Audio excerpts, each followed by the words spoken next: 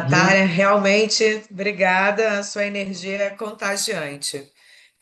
Bom, pessoal, para quem não me conhece, sou Ana Paula, sou executiva de saúde, enfermeira, assim como a Carol, que deu essa aula para gente sobre glosas aqui anteriormente. E certamente todas nós que escolhemos essa profissão de ser enfermeira, somos enfermeiras de coração e levamos de alguma outra forma quando a gente acaba conhecendo tecnologias e processos e tudo mais, como que a gente consegue levar isso para outros locais, né? Então, como embaixadora da interoperabilidade também nas áreas críticas, hoje o meu papel, não só aqui na Kernet, mas em todas as os grandes players já que eu passei, onde a tecnologia acaba atuando direto ali no point of care, onde a gente de fato sabe que vai gerar um resultado positivo. Essa é minha missão hoje aqui, né? E hoje o nosso tema, convido o meu amigo Dr. Carlos Marenga, que além de médico intensivista é advogado, então ninguém melhor do que ele para aqui junto com a nossa vivência do dia a dia, né? Eu trabalho em diversos hospitais de diversos perfis e a gente compreender, né, que muitas dores são similares, independente do nível do hospital, né? E a glosa ela representa isso, são dores que muitas vezes são comuns aos hospitais e a gente que roda e conhece bastante, está nesse dia a dia dos bastidores dos hospitais, isso fica para a gente muito claro, né, de como que a gente consegue trazer as melhorias com essas tecnologias que hoje a gente consegue embarcar dentro das instituições, né? Doutor Carlos, meu amigo, quer fazer uma apresentação rápida aí sobre você, por favor? Bom dia a todos. Quero agradecer pelo convite da Ana para estar participando dessa exposição dela, que com certeza será maravilhosa, como sempre. Eu sou médico, né, sou intensivista, sou especialista em medicina intensiva, medicina do exercício e do esporte e diagnóstico por imagem. Sou também advogado, especialista em responsabilidade civil, direito do consumidor. Tenho MBA em gestão hospitalar e em acreditação. E participo do grupo da Kernet, eu sou UCI Expert da Kernet, e aqui, com muito prazer, eu estou aqui para poder dar apoio a essa palestra da Ana, que você precisar, minha amiga. Obrigada, muito obrigada. Pode, por favor, colocar o slide?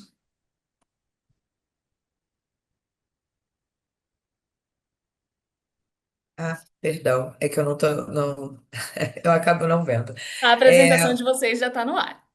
Tá ótimo, obrigada. Então, eu trago aqui principalmente em relação ao tema de como que a interoperabilidade consegue de fato atuar nessa redução de glosa nas áreas críticas. E quando eu me refiro em áreas críticas, eu me refiro a emergências, terapias intensivas, sem dúvida, que é o nosso grande foco, centros cirúrgicos, né? Tudo que a gente entende como aquela área dinâmica do hospital onde cada detalhe, como a Carol expôs anteriormente, né, a quantidade de códigos e de tudo que é necessário para a gente tentar evitar uma glosa, tudo isso a gente consegue minimizar com o uso da interoperabilidade. Pode passar, por favor. Eu trouxe aqui uma analogia, né, onde a gente pode imaginar, quando a gente fala em UTI, centros cirúrgicos, nessas áreas críticas, a gente pode imaginar uma verdadeira orquestra, né, que até um pouquinho mais à frente vocês vão entender que é o nome da nossa principal plataforma, né, como uma empresa de saúde voltada para dados, o que a gente faz é essa orquestração de dados. E a analogia que eu fiz pense que nós, né, assistenciais, médicos, enfermeiros, técnicos, equipamentos, né, tudo isso tem uma função. Mas se a gente não tem ninguém ali conduzindo, né, vendo se estão todos no time certo, isso pode virar um horror. Diante disso, a gente precisa de um maestro, né, alguém que comande todas esses equipamentos junto com as ações do assistencial e é isso que a interoperabilidade é capaz de fazer. Ele é essa maestria de orquestrar essas informações que chegam ao mesmo tempo, e é isso que a gente consegue hoje, com as tecnologias desenvolvidas aqui, principalmente na Kernet, trazer para o mundo real e de forma muito simples, que vocês vão perceber ao longo desses dias, vários momentos, entendendo um pouco mais do que a gente desenvolve aqui, mas o que a gente faz é uma verdadeira orquestração de dados dentro do hospital, trazendo então mais fluidez dentro desses processos, né? Pode passar, por favor. Aqui eu trago uma foto que eu uso muito para demonstrar, né, vários pontos onde a gente consegue, com o uso da tecnologia, evitar possíveis glosas, né? Então, a gente traz aqui uma foto de um leito de terapia intensiva, onde cada detalhe, se a gente olhar ponto a ponto, a gente consegue imaginar glosas que são evitáveis com o simples uso de uma automação. Quando eu digo simples uso, é claro que tem toda uma parte por detrás para essa automação também, mas a gente aqui tenta fazer da forma mais simples possível, para tentar evitar o máximo de fricção e, de fato, nos tornarmos, eu uso muito esse termo, nós somos uma mão amiga dentro do dia a dia das áreas críticas, né? A interoperabilidade é essa mão amiga, né? Tira aquela dor da coleta manual, evita eu, às vezes, ter que pensar em alguma coisa que eu possa ter me esquecido, porque automaticamente todo esse processo vai poder ser, de certa forma, óbvio, até um determinado ponto, automatizado. E eu digo, então, que em cima disso, e olhando para essa foto, onde a gente consegue mostrar vários ganhos ali do dia a dia com a tecnologia embarcada, principalmente focando na segurança do paciente, na segurança psicológica da equipe e na segurança do dado que não é mais manipulável. Quando a gente tem essa tríade de segurança, a gente consegue perceber também que a redução de glosas acabam ocorrendo de uma forma muito mais fluida, né? E aí, pensando nisso, ontem, conversando com o Marenga sobre nosso assunto de hoje, ele fez uma reflexão que eu gostaria que ele trouxesse aqui, porque isso é muito dessa vivência dele como médico, intensivista e advogado também, né? Que toda glosa é relacionada a uma falha assistencial. Algumas mais previsíveis, outras nem tanto, e toda glosa é um risco indenizável, né? E olhando para esse dia a dia, toda essa dinâmica, né? Eu queria um pouquinho, Marenga, que você falasse dessa sua frase, porque eu acho que para o dia a dia e para quem está nos ouvindo aqui, é interessante ver esse teu olhar de médico, gestor, intensivista, né? Advogado, com esse assunto que hoje está tão em voga aqui, que é a gente tentar reduzir glosas por meio da interoperabilidade. Obrigado, Ana. O que a gente conversou ontem, é até interessante a gente colocar, porque a gente, como médico ou mesmo como advogado, a gente costuma ter uma visão científica sobre as coisas. E a gente olha cada uma das falhas assistenciais, e as falhas elas ocorrem ou por conta de estresse, de cansaço, de tédio da equipe assistencial, que precisa coletar muitos dados, né? Eu costumo dizer que o médico é um concentrador de dados. Ele recebe muitos dados ao mesmo tempo, de vários pontos da equipe multidisciplinar e tem que trabalhar com isso. Alguns estudos dizem que um médico intensivista, por exemplo, para cada paciente, ele lida com 1 tera de dados. Então, são muitos dados. E cada um dado desse, ele pode gerar uma coisa que a gente chama cientificamente viés de origem. Só que, para o direito, o viés tem um outro nome, vício oculto. E o vício oculto é uma coisa muito séria. Por quê? Hoje em dia, os juízes aplicam uma teoria da responsabilidade civil que ela se chama teoria do caramba, Ana, ontem eu estava falando para você, esqueci o nome da teoria, mas tudo bem, é porque a gente falando. Vai. E aí o que acontece? Ele pode pescar um viés desse, e através de um viés desse, a teoria chama teoria da perda de uma chance, o paciente pode perder uma chance de melhorar ou de se curar, né? E a teoria da perda de uma chance é uma teoria relativamente moderna da responsabilidade civil, que deixa todos os profissionais de saúde extremamente expostos. Um dado que é coletado de maneira errada ou pouco responsável dentro de um sistema de saúde, ele tem reflexos posteriores que vão chegar até o médico. E todos os membros da equipe multidisciplinar que estão trabalhando com esse dado, eles acabam sendo, de certa forma, responsáveis. Então, o que é a glosa? A glosa é uma falha assistencial que o plano de saúde identifica e não quer pagar por ela.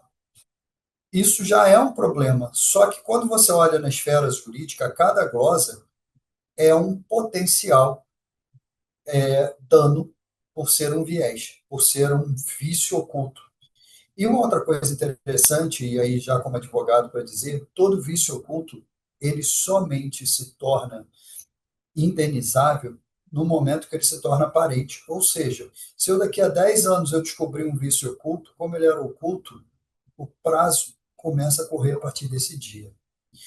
Isso é uma coisa que é bom a gente refletir, como é importante você ter dados seguros. E a interoperabilidade ela vai te entregar isso. O dado que vem da origem. Segue aí, Ana. Perfeito, não, maravilha, obrigada por essa reflexão. Era isso mesmo que eu queria que o pessoal ouvisse, porque nem sempre a gente tem essa oportunidade de ter alguém com esses dois olhares, né? E esse momento aqui é incrível para a gente conseguir trazer esse tipo de visão para quem está nos ouvindo. Se puder passar, por favor, aí o próximo slide, eu agradeço. Tá, aqui são alguns dados que eu trouxe do último diretório da ANAP, né, onde mostram os valores consideráveis em relação às glosas, né, dentro das áreas críticas. Então, os números falam por si só e olhando para eles fica muito fácil perceber o valor que se agrega. Então, se a gente pensar que algumas automações podem minimizar essas glosas que tanto impactam as instituições, né? Hoje a gente fala tanto em sustentabilidade financeira de ambos os lados, né? É uma grande guerra, se é baseado em valor, se é baseado em diversas outras hipóteses, mas a grande verdade é, a glosa ela sempre vai existir de alguma forma, mas aquelas que a gente pode prever e aquelas que podem ser evitáveis, a gente tem que trabalhar para que isso aconteça, né? Eu vou trazer aqui algo que acontece no mundo real hoje comigo, né? Então, visitando aí UTIs e hospitais de forma geral, Brasil e mundo afora, uma grande percepção que eu tenho, analisando as glosas dos hospitais, é que, de fato, muitas delas estão relacionadas a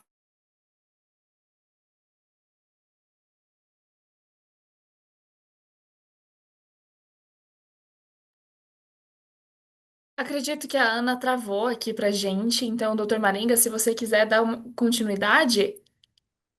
Eu gostaria até, inclusive, de comentar uma coisa que é interessante em cima desse slide que a Ana trouxe. A gente observa que o percentual de glosas ele é tão maior quanto mais crítico é o setor do hospital. E aí vale duas reflexões que são muito importantes. Uma, os setores críticos são os setores que lidam com o maior número de dados. Qual uma das características mais importantes de um setor crítico? Em um setor crítico, você tem uma vigilância constante, ininterrupta sobre o paciente. E essa vigilância constante, ininterrupta sobre o paciente, gera um número de dados muito grande, que é uma característica do setor crítico. Mas a característica do setor crítico não é só um número de dados muito grande, é também um número de braços de assistência também maior. Você vai observar braços de assistência que estão mais presentes, como farmácia, laboratório, fisioterapia, enfermagem, técnico de enfermagem, médico, plantonista, rotina. Você vai ver esse número grande de profissionais de assistência trabalhando no setor crítico. Então, a gente tem aí jornadas diferentes dentro do mesmo setor, com um número de dados muito grande. o que gera dois fenômenos diferentes. Um deles é o número de dados propriamente dito, que aumenta o risco de erro se os dados tiverem qualquer tipo de viés. E o outro problema é a desconexão clínica. Por quê? Hoje em dia há uma tendência muito grande de que os profissionais façam o seu trabalho, entreguem o seu trabalho para o prontuário eletrônico, mas não se conectem com as demais equipes. E isso ocorre por quê? Porque o volume de trabalho é muito grande. Quando você consegue terminar o seu trabalho, muitas vezes você já não consegue conectar de maneira adequada a equipe. Então, assim, Ana, pode continuar. Eu achei que seria interessante chamar atenção para isso, para o grande número de incidências de contestação em áreas críticas, porque ela é proporcional ao número de dados e de profissionais que trabalham ali. Sem dúvida, obrigada. Eu acho que pelo visto cair, é ótimo você estar junto, que você pegou um gancho maravilhoso que eu já ia puxar mesmo.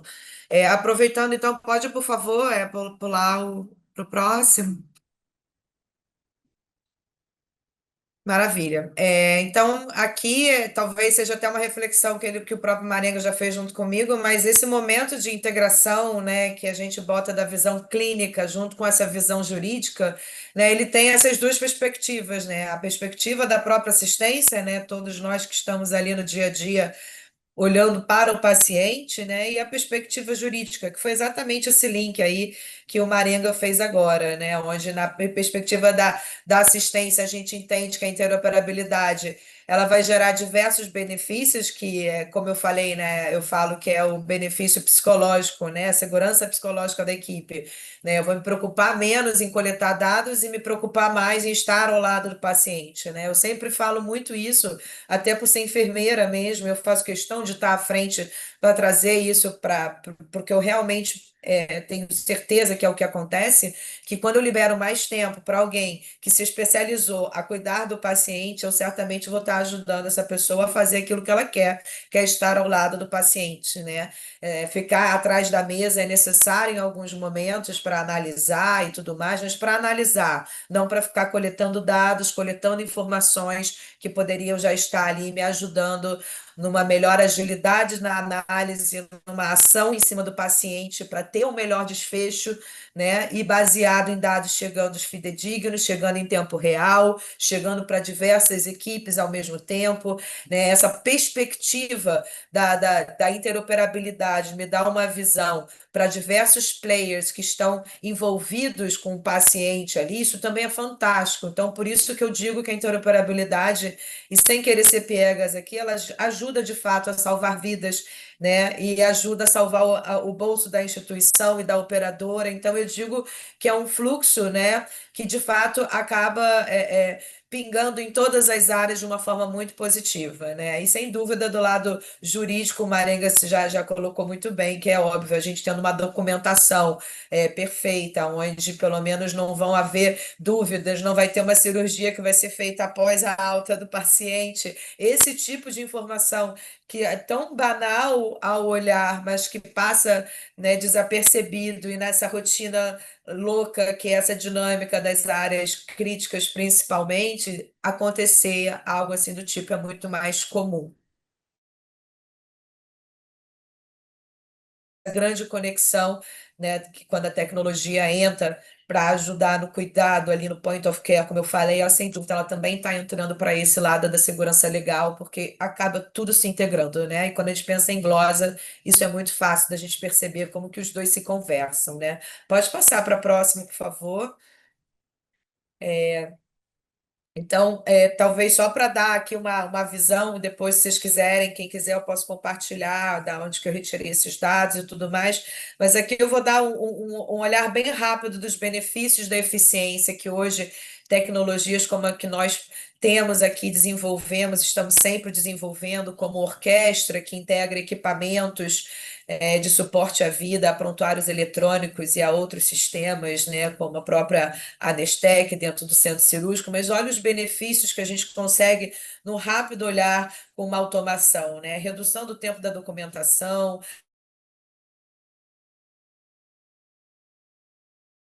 dessa frequência de dados, que é em real time, então isso também facilita demais, né? A redução do tempo da caminhada por dia até o leito, que sem dúvida isso é uma dor latente, né? O aumento do giro de leito, né? Esse para o pessoal administrativo, isso é super interessante ver. Essa redução de atrasos, como eu falei, a informação chegando em tempo real, o quanto que isso não agiliza e pode ajudar a salvar uma vida, né? A redução da taxa de rotatividade de equipe, porque a equipe se sente melhor, mais segura e um pouco menos, um esforço menor manual. Então, isso sem dúvida ajuda eu me sentir mais feliz ali no meu ambiente de trabalho. A redução em tempo desperdiçado, porque eu vou estar fazendo um trabalho muitas vezes redundante, eu vou até o leito, anoto no papel as informações para depois sentar no computador e repassar aquela informação, né, o viés que isso tem, né, de erro. E a redução, sem dúvida, de atividades sem tudo naquela tríade da segurança, que eu vou ter uma equipe mais satisfeita, mais feliz, trabalhando melhor, né? Eu vou ter melhor desfechos, porque os dados são reais, eu vou ter melhor giro de leito, então eu vou ter um melhor financeiro, então tudo isso se conversa, né? E pode passar aqui por último, né? Faltam aí mais dois, prometo ser breve. E aí, então, a gente fala aqui dos benefícios da segurança, não vou falar um por um, mas sem dúvida a redação de mortalidade é o que eu fico mais encantada da gente ver quanto que a automação pode melhorar esses desfechos de fato, porque todo aquele que estava no slide anterior vai melhorar desfecho clínico, né? Informação chegando em tempo real, né? Aqui a gente fala principalmente na redução de erros de administração de medicamentos. Eu sou capaz, né, de ler o prontuário e de ler o que foi prescrito, e sou capaz de ler o que está sendo infundido na bomba. Então, tudo isso vai me gerar diversos benefícios em termos de segurança, e aqui estão alguns deles. Pode passar, por favor.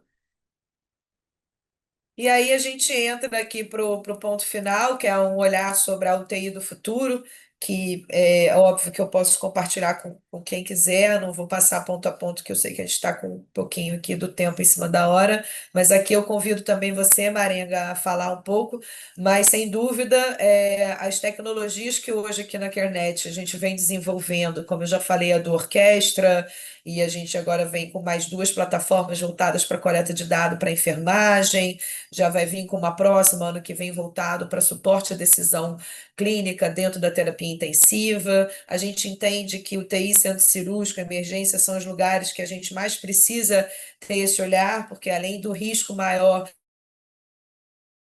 em relação à vida do paciente, em relação ao custo dos hospitais, normalmente são maiores nessas áreas, e todas essas tecnologias hoje desenvolvidas aqui por nós, ela dá essa perspectiva de uma melhor alocação de recursos, né? Sem dúvida também a gente tem aprendizados contínuos, onde a gente vai aprimorando a ferramenta e com isso trazendo um olhar ainda com maior eficácia e eficiência para quem está lá no point of care, porque o nosso foco sempre, com todas as tecnologias, por mais que a gente esteja falando de glosa aqui, é a segurança do paciente no topo de tudo, porque, sem dúvida, algumas glosas podem estar relacionadas a algumas falhas diretamente ali na assistência. Então, quanto mais a gente olha com foco no paciente, a gente, sem dúvida, vai conseguir também reduzir, né, as glosas hospitalares, né? Pode passar, por favor.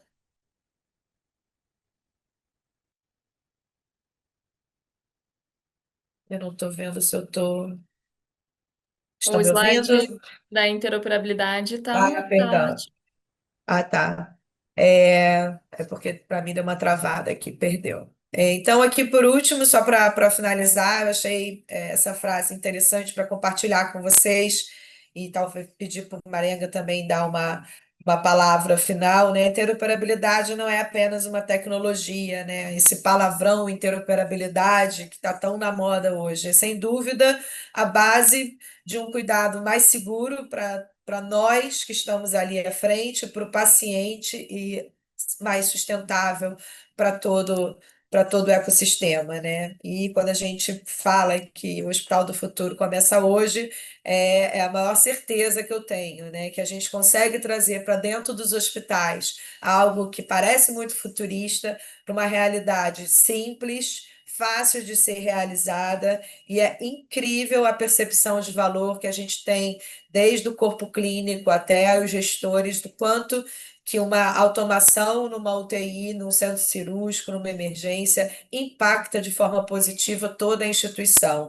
É uma cascata de benefícios que acaba acontecendo e é lindo de ver, né? Para quem eu, como enfermeira e como executiva de saúde, quando a gente consegue mostrar e visualizar o antes e o depois, os benefícios são assim inacreditáveis. E aí, só para finalizar, uma última foto, pode passar, por favor, e Marenga, eu vou te convidar a talvez fazer essa última reflexão. Essa foto aqui mostra, né, dentro de um hospital, as diversas áreas que a gente tem, e aí, diante também do que a Carol falou na vez, na palestra anterior, todos os fluxos, imagina, cada lugar desse, cada negocinho que a gente usa tem um código, tem tudo. Então, a gente, quando olha para o ecossistema hospitalar, o viés que a gente pode ter de erro, um simples número ser entendido errado, porque está escrito a caneta e eu não entendi a letra, né? Tudo isso mostra o quanto que uma coleta automatizada pode, de fato, melhorar o fluxo interno para diminuir as glosas e melhorar o fluxo interno para melhor desfechos clínicos, caminhando de mão dadas juntos, né? Então, o que eu trago para reflexão de vocês a tecnologia que hoje no Point of Care pode ajudar na interoperabilidade, numa melhor visão, no melhor desfecho, sem dúvida, ajudar a salvar vidas, são tecnologias como a nossa, desenvolvidas aqui, que olham para o paciente como centro de tudo, e isso vai repercutir de forma positiva para todos os fluxos desse ecossistema hospitalar. Tá? Obrigada, fico à disposição também para quem quiser tirar dúvidas, quem quiser depois conversar comigo ou tirar alguma dúvida agora. E Marenga, por favor, se quiser fazer sua reflexão final, te agradeço. Fazer apenas um comentário que é importante. Nesse último slide que a Ana colocou, ela falou que a interoperabilidade é a base. Quando uma pessoa constrói uma casa, ela constrói pela fundação, pela base. Então, se você não tem uma base segura, todo o resto se torna enviesado. Essa é uma grande questão. A gente pode desmoronar tudo que você produzir depois, se você não tiver uma base segura. E aí, eu trago uma reflexão, inclusive, sobre a inteligência artificial, como ela é trabalhada hoje em dia. Qual é a grande dificuldade de se utilizar inteligência artificial? O prompt. Qual é o prompt seguro dentro da medicina? Para que você consiga ter bons resultados na inteligência artificial, você precisa de dados que sejam seguros.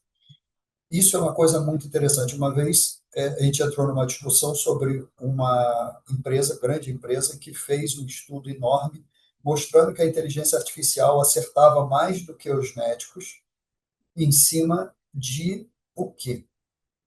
Casos clínicos do New England Journal. Você tem algum viés de dado no caso clínico publicado? A realidade hospitalar é totalmente diferente. Normalmente são pessoas anotando num papel dados de 1 em 1 hora, de 2 em 2 horas, ou de 6 em 6 horas, que você vai usar.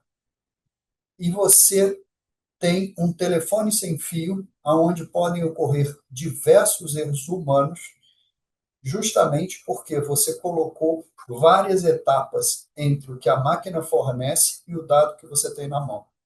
Então, se você não considerar isso, o médico ainda continua sendo indispensável, porque ele vai estar ali de forma crítica, considerando que qualquer coisa que está chegando na mão dele pode estar errada.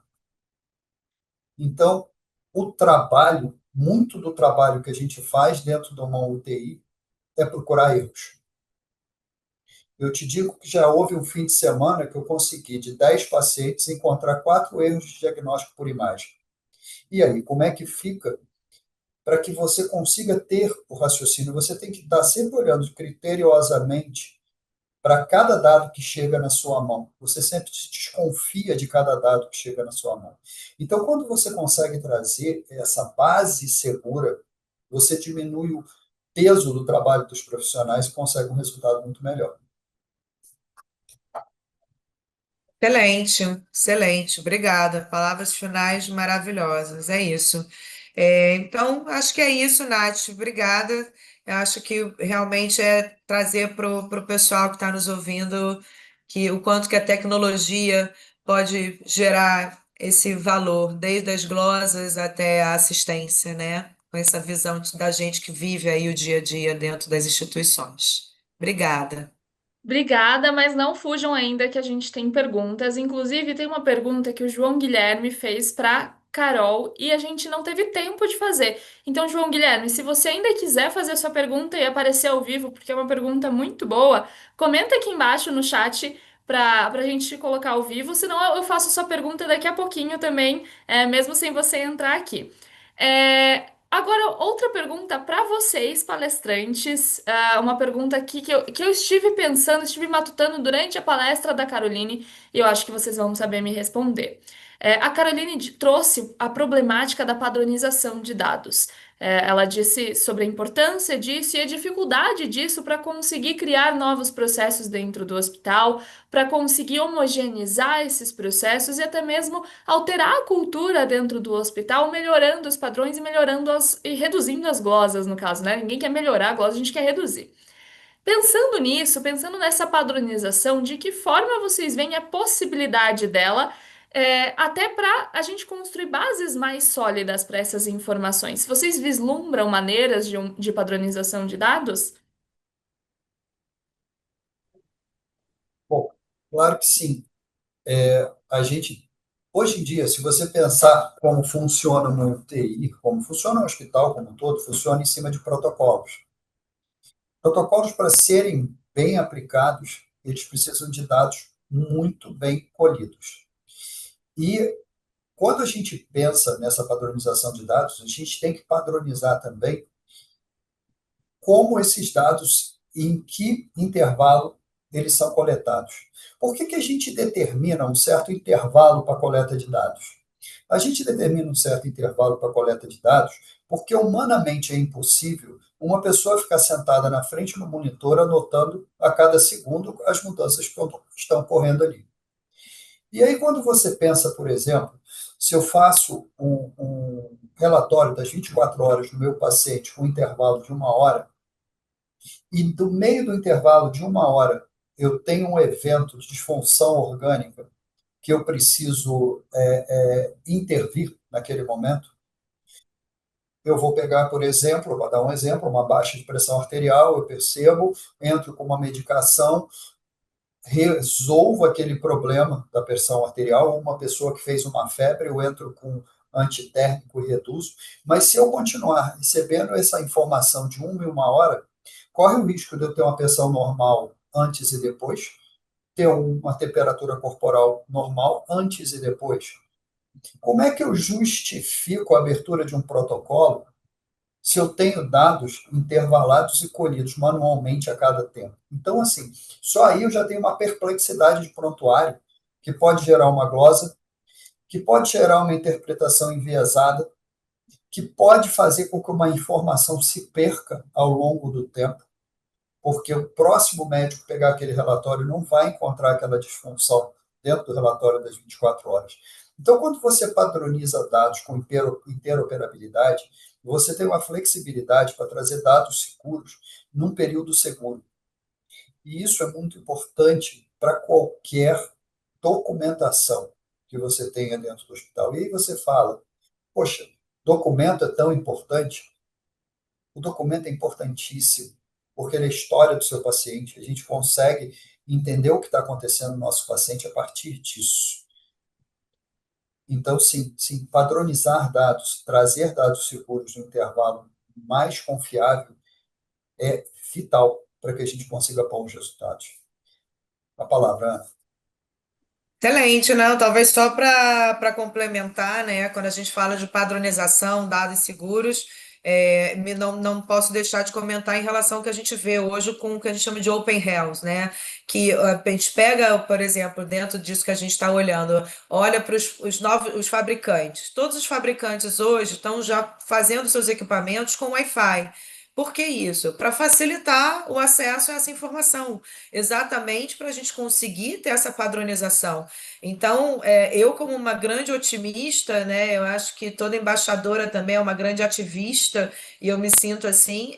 O meu sonho é chegar daqui a alguns muitos anos, espero que não sejam tantos assim, mas que eu tenha hospitais que interoperam, seja via Wi-Fi, mas de alguma forma onde papel e caneta vai ser de fato algo estranho de se ver ou o mínimo possível, porque de fato, a partir do momento que a gente coloca o ser humano no meio com papel e caneta na mão, e são aqueles dados que ele vai anotar, que vai nos levar a uma ação em relação a alguma conduta, né, que vai nos levar a alguma conduta, isso, para mim, vai ser algo que vai ser difícil de se ver, vai ser todo mundo de fato, e é isso que eu espero, porque eu acho que é uma relação mais segura da gente ter dados chegando em tempo real para eu poder ter as minhas ações imediatas, sem eu precisar ter a demora de alguma informação chegar, né, de forma falha ainda, né, além da lentidão. Então, eu vejo os hospitais todos com Wi-Fi, trabalhando em harmonia e com um fluxo que possa permitir essas atitudes nas horas certas, no momento certo, e com isso, sem dúvida, os melhores desfechos, que é o que a gente quer. Porque no final disso tudo, a gente quer ver a conta fechar e o nosso paciente sair bem. Porque a gente não gosta de ver uma conta fechar e sair um paciente sequelado. Né, como pessoas da assistência que vive aqui em função da segurança do paciente, em prol de uma saúde melhor, de um hospital do futuro. Um hospital do futuro é aquele que vai ser sustentável e seus pacientes vão sair melhores, ou pelo menos com a perspectiva das qual entraram, conseguiram ser estabelecidas, né? É isso que eu espero. E é isso para isso que a gente está aqui. Obrigada. A gente realmente sonha com esse hospital, um hospital conectado, interoperável, um hospital onde a saúde de valor seja o principal fator, pensando também na sustentabilidade do hospital. E pensando nisso, a gente tem um comentário aqui muito bom, pensando em toda a base, a estrutura de interoperabilidade e também de inteligência artificial que vocês trouxeram. A Marília comentou: sabemos que a inteligência artificial erra, mas sabemos também que os humanos erram muito. E esse ponto de vista, para nós, é crucial quando a gente pensa em hospital do futuro. A interoperabilidade, a conectividade vem para reduzir o erro humano que a gente sabe que acontece. E quando a gente trabalha com uma tecnologia que faz transferência de dados fidedigna, a gente precisa se preocupar menos com esse tipo de erro, com o erro humano, para que as pessoas consigam focar no que realmente importa, que é o sucesso desse paciente, o desfecho clínico desse paciente, e a gestão consiga se preocupar com a sustentabilidade do hospital, né? E para a gente não perder aqui o fio da meada, tem a pergunta do João Guilherme, que ele tinha feito para a Carol, mas eu acho que se aplica totalmente para nossa conversa de agora. Ele escolheu não entrar ao vivo porque ele está no trânsito, como eu disse, o pessoal está escutando a gente aí tomando café, no trabalho, no trânsito, em casa. E essa pergunta foi feita por ele. Quando se fala em inovação, maneiras e ferramentas focadas para um hospital cada vez mais efetivo no processo de recuperação e apropriado como um ambiente acolhedor que fortalece a cura, e a gente sabe que o ambiente hospitalar muitas vezes é desafiador em relação a iluminação, barulho, conforto, ações que favorecem a imunidade e mesmo a visibilidade de tudo isso como algo relevante, vocês veem algum movimento acontecendo no sentido de inovação em todas as ferramentas para a gente melhorar? Se eu tiver errada, me corrija, João Guilherme.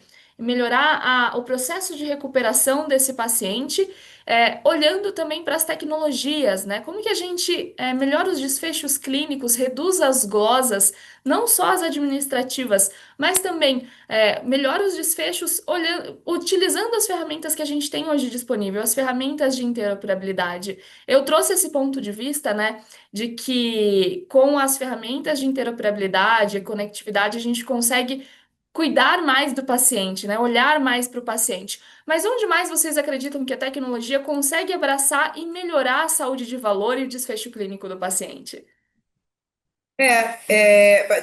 Deixa que eu posso começar? Depois eu já, À já passo a vontade, palavra, o palco é de Marília. vocês. Bom, Excelente pergunta e obrigada. Eu entendo que a tecnologia, né, ela sem dúvida, quando a gente está olhando para as áreas críticas, que é onde normalmente a gente está focado mais nesse momento, ela ajuda principalmente no que já foi falado aqui, na percepção de valor do time, da equipe, em relação à redução de trabalho manual. Sem dúvida, essa redução do trabalho manual e da reescrita, né, redigitalização das informações para a equipe assistencial é uma das primeiras dores que a gente consegue perceber o valor, né? A gente tem um trabalho em um hospital que a gente rodou por algum tempo, onde eu fiquei emocionada quando eu percebi que todos foi unânime a percepção de diminuição de burnout. Né? Eu me sinto melhor trabalhando num ambiente onde eu tenho esse tipo de suporte, né? Então, a partir daí, a gente começa a gerar um valor mais emocional para aquela equipe pensa 1000 vezes antes de sair dali e pensar para ir em um outro lugar, porque ali ela se sente mais valorizada, porque aqui esse trabalho que não gera muito valor direto de pegar dado e copiar dado, né? Ele deixa de existir, né? E as tecnologias de uma forma geral, eu trabalhei, né? Minha especialização foi em cirurgia cardíaca, então eu trabalhei com tecnologias incríveis para válvulas cardíacas e agora eu estou trabalhando com tecnologias incríveis para processos e fluxos e melhor desfechos dentro de terapia intensiva. Então, sim, a tecnologia ela chega com tudo, desde equipamentos a devices que são usados pelos próprios pacientes, e ela vai para muito além do hospital. Hoje a gente vem aí conversando da nossa realidade de empresas que querem acompanhar já o seu paciente no pós-operatório em casa, ao vivo e a cores, monitorando esse paciente. Então, eu acho que já existe. Acho não, já existe esse movimento do mercado saúde em trazer a tecnologia para a ponta, para o cuidado, desde o antes da entrada do hospital, do durante e o após, né? Então, isso é algo que me alegra muito, porque mostra também que a gente está aqui no caminho certo. Todo mundo quer ser de alguma forma, quando está mal, sendo monitorado, e já existe então esse movimento do mercado como um todo, dos fabricantes, dos próprios hospitais, de trazerem tecnologias que agreguem para o paciente, que você chega em hospitais hoje de ponta, ele chega e conversa com a Alexa dentro do quarto, e ali ele vai pedindo tudo que ele precisa, né? Isso já é um luxo, mas então a gente tem isso, desde algo de hotelaria para trazer esse maior conforto, até coisas mais simples, como uma simples captura, envio de dados, né, que pode ajudar numa automação. Então, sim, a tecnologia veio com tudo para o cuidado dentro dos hospitais e fora também, né? Doutor Marenga, gostaria de complementar? Sim, sim. Eu quero colocar, eu entendo nessa pergunta dois pontos importantes. Um ponto vem de como a coleta dos dados vai trazer mais segurança ao paciente, vai trazer novas formas de você lidar com as doenças. Eu vou lançar aqui um desafio, que é o desafio da interoperabilidade. A gente estava falando de dados seguros, como trabalhar, chegar a um nível de padronização de dados que você conseguisse trabalhar com um pouco mais de segurança. Por quê? Muitas vezes existem trabalhos diferentes, colocando parâmetros diferentes para dados diferentes para tentar chegar na mesma conclusão. Quando você tem interoperabilidade, você tem um fluxo de dados quase que contínuo. A gente não vai estar falando mais de se por acaso eu tenho 100 batimentos por minuto com 38,5% de temperatura corporal, com mais uma hipotensão de menos de 80, eu posso ter uma sepse. Não. A gente vai começar a falar de linhas de tendência. No momento que você começa a ver a mudança dos dados ocorrendo de forma vetorial, você enxerga uma linha de tendência. E eu vou conseguir entender que aquele processo está ocorrendo muito antes de eu pensar num número específico. E a medicina vai mudar. A medicina vai começar a olhar pela tendência dos dados e não pelo dado em si. Eu vou dar um exemplo bem simples. eu fui nadador profissional, eu fui nadador do Flamengo, e a meu batimento cardíaco basal é de 45. Será que eu preciso que o meu batimento chegue a 100 para eu poder estar caminhando para uma sepse? Então, cada pessoa tem uma particularidade. E essa linha de tendência que a interoperabilidade consegue trazer, nenhum outro método é capaz de trazer para você, vai te dar uma análise vetorial. Isso vai fazer grande diferença dentro da medicina. Nós estamos dando os primeiros passos em começar a trabalhar com esses dados dessa forma. E aí eu entro na segunda questão dele, que é o ambiente. E aí eu vou falar especificamente do ambiente da UTI. Qual é o sonho dos intensivistas?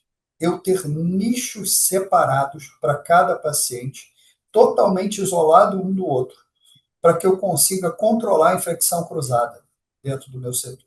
Só que se eu fizer um nicho separado, eu também perco visibilidade pela equipe multidisciplinar que está atendendo aquele paciente. Eu preciso de um salão relativamente aberto para que eu consiga vigiar meus pacientes. Se eu tenho tecnologia, eu vou conseguir controlar os alertas, eu vou conseguir controlar o meu paciente com câmeras térmicas, eu vou conseguir, inclusive, mexer no ambiente daquele paciente, luminosidade, temperatura, de acordo com o tratamento que eu pretendo fazer. Inclusive, vou conseguir colocar ali um parente sentado numa cadeirinha do papai ou mesmo deitado do lado do leite, sem risco para os demais pacientes, eu fazer uma visita humanizada. Então, assim, para que eu consiga esse nicho, eu preciso de uma tecnologia que esteja protegendo esse paciente a todo momento, porque não serão mais meus olhos que vão estar o tempo todo girando no salão e procurando alguma coisa acontecer. Eu vou ter todo um sistema que controla e me chama atenção caso haja qualquer intercorrência. Então, pensem nisso para o futuro. A gente tem grandes possibilidades para o futuro com a tecnologia, possibilidades de dar mais conforto, mais qualidade e um dado muito mais seguro e talvez novos parâmetros para a própria medicina. Excelente, Marenga. Eu não posso deixar só para terminar aqui, prometo que você está falando, assim, para fechar com chave de ouro, de medicina individualizada e mais humanizada. Quando a gente fala em interoperabilidade, tecnologia no point of care, a gente está falando de medicina especializada e mais humanizada. Eu vou ter mais tempo para poder estar mais próximo. Eu vou ter mais olhos para enxergar, porque não são só os meus olhos agora. Eu tenho mais informações chegando de forma mais acessível e na hora certa para eu poder ali agir, né? Então, isso que você falou é incrível, porque é isso que a gente quer com a nossa tecnologia aqui, trazer mais humanização no cuidado, que o seu tempo, o nosso tempo da assistência seja mais para assistência, seja mais para uma análise do que eu devo fazer e não mais para ficar coletando as informações, né? Então, a medicina especializada chega com tudo, com o avanço dessas tecnologias, né? E, sem dúvida, o melhor desfecho para os nossos pacientes. Isso mesmo. E Maravilha. vocês falaram sobre os benefícios da interoperabilidade, né? A gente começou falando sobre os benefícios dela para as glosas, mas a gente também percebeu que traz benefícios para o paciente, para a própria equipe assistencial.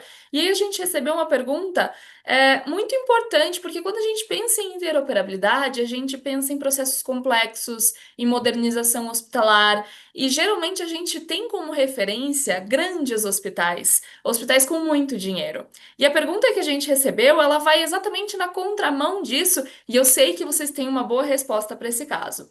A Marília perguntou: como começar a interoperabilidade num projeto inicial e pequeno para mostrar valor para uma organização? E eu acho que vocês têm o caminho certo para isso, tô certa? Ah, com certeza. Essa daí é fácil. Normalmente o que a gente faz, né, é primeiro entender dentro do hospital, na primeira conversa muito simples, a gente entender aonde que é a maior dor do hospital.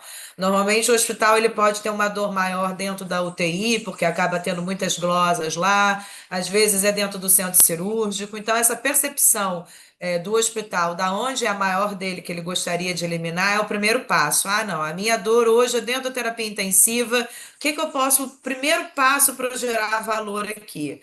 automatizar a coleta de dados de, por exemplo, monitor multiparamétrico. Essa é uma dor latente de toda a instituição, porque os protocolos de coleta da UTI ou é de hora em hora, ou no máximo a cada 2 horas, ou seja, no mínimo a pessoa vai entrar ou 24 vezes ou 12 vezes só para coletar os sinais vitais, fora todas as outras necessidades de entrar dentro do leito. A partir daí, que é uma simples automação e ela pode ser feita muitas vezes via Wi-Fi, sem precisar quebrar nada, e isso vai depender, claro, da análise daqui, mas a maioria das vezes é a forma mais simples e é um resultado imediato, porque a integração ela vai ocorrer entre o prontuário e os equipamentos multiparâmetros, e a gente vai simplesmente no dia falar, a partir de amanhã, essa UTI vai ter o Orquestra, que é a plataforma nossa que faz isso, vai ser ligada e vai começar então a acontecer a automação dos sinais vitais de forma automática. Essa é a dor latente de toda a instituição.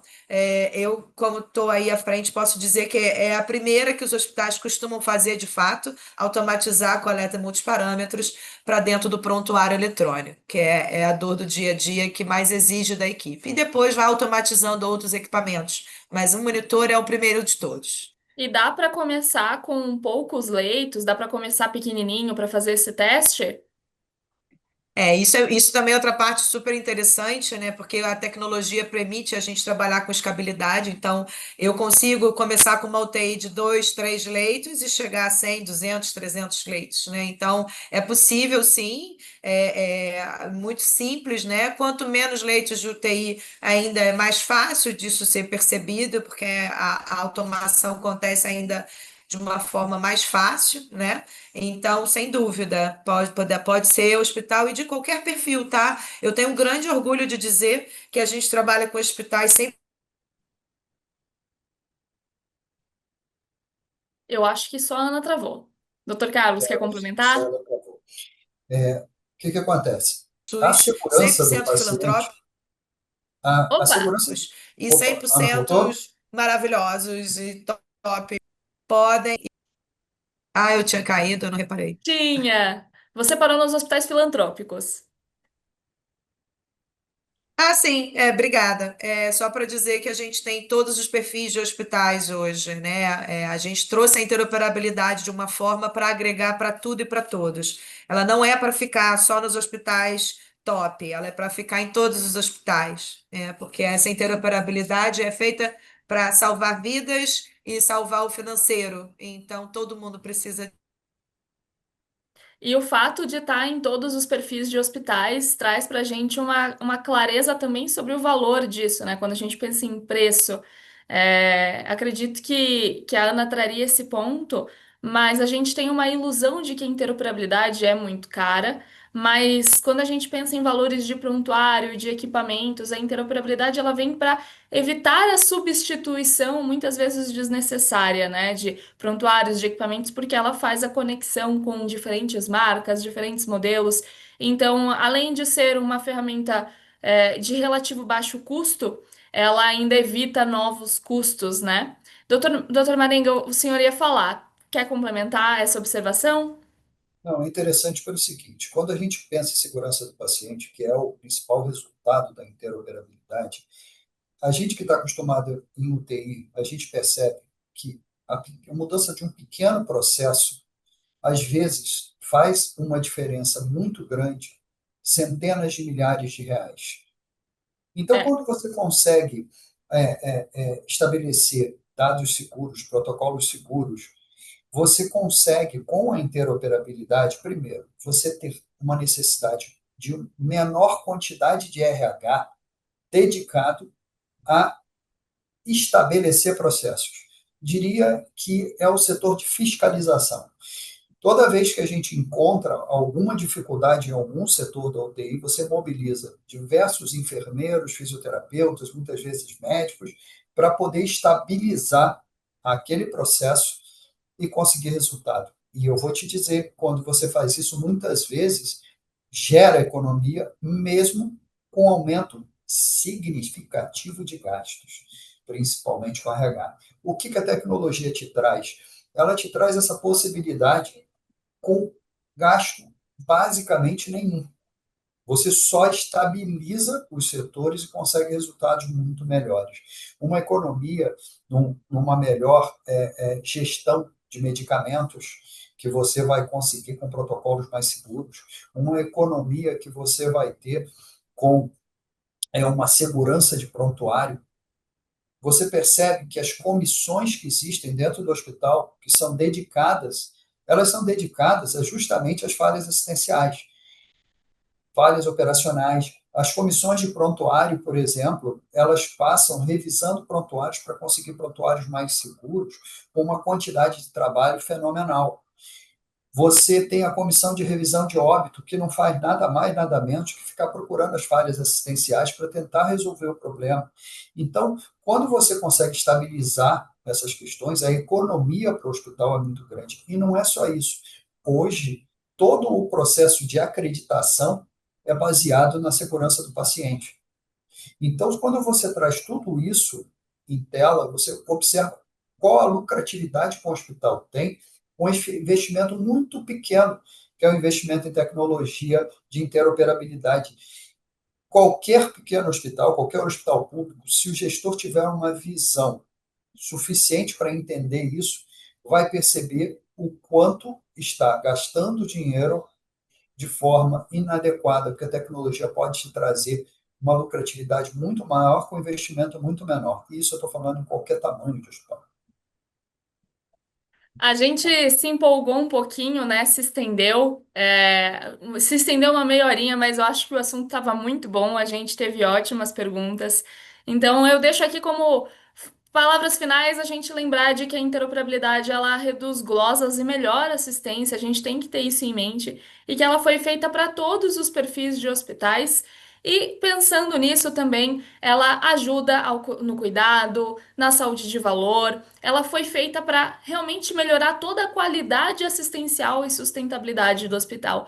E eu recomendaria, e aí é uma observação minha, se vocês quiserem complementar, me corrigir, que o primeiro passo para a gente caminhar rumo à interoperabilidade é uma infraestrutura de rede no hospital, né? Ter um Wi-Fi, ter internet. A partir daí, o problema é basicamente da empresa que faz a interoperabilidade, né? Esse seria o primeiro passo, o alicerce do hospital é ter essa conexão. Não tem muito segredo, né? Existe a conexão entre equipamentos, existe a conexão entre sistemas, então é um primeiro passo muito simples e de baixo custo para o hospital. Vocês concordam com isso? Que esse é o alicerce?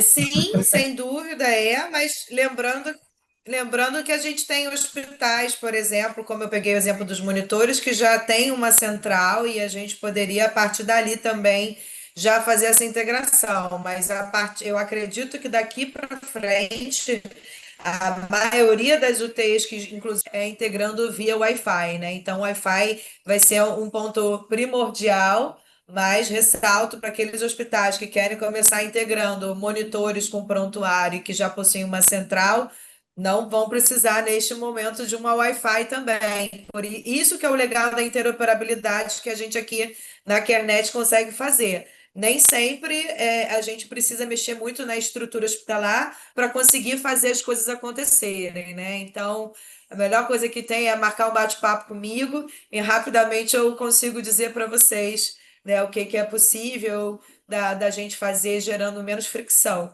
Então né? nem Mas precisa sim, o de uma Wi-Fi grande é o infraestrutura futuro. de rede, né? Uma infraestrutura Nem simples com um bom precisa. Wi-Fi já é o suficiente. Exatamente, Nath, é isso mesmo. E também que eu saiba, não precisa nem de prontuário, né? A gente tem caso de hospitais que não têm prontuário e utilizam essa centralização de dados ainda assim, né? Documentam de outras formas. Sim, sem dúvida. Infelizmente é uma realidade que a gente tem. Muitos hospitais ainda têm só prontuários manuais, não têm eletrônicos, mas pensando na RDC 50, por exemplo, que fiscaliza e pede que os UTIs tenham as suas centrais de monitoramento nas terapias intensivas, muitos hospitais, mesmo sem prontuário eletrônico, pedem para que a gente leve essa central para ter não só a adequação RDC 50, mas sem dúvida para pelo menos conseguir monitorar os pacientes, né, quando ficam mais distantes ali do posto de enfermagem, né? Então, sim, sem dúvida a gente se adequa de todos os modelos, né? Perfeito. Doutor Carlos, quer complementar alguma coisa? Eu acho que a Ana já deixou bem claro a questão em relação a essa questão da infraestrutura hospitalar. Eu acho que hoje nós vivemos um momento tecnológico no país que não justifica você não fazer um investimento de infraestrutura de Wi-Fi.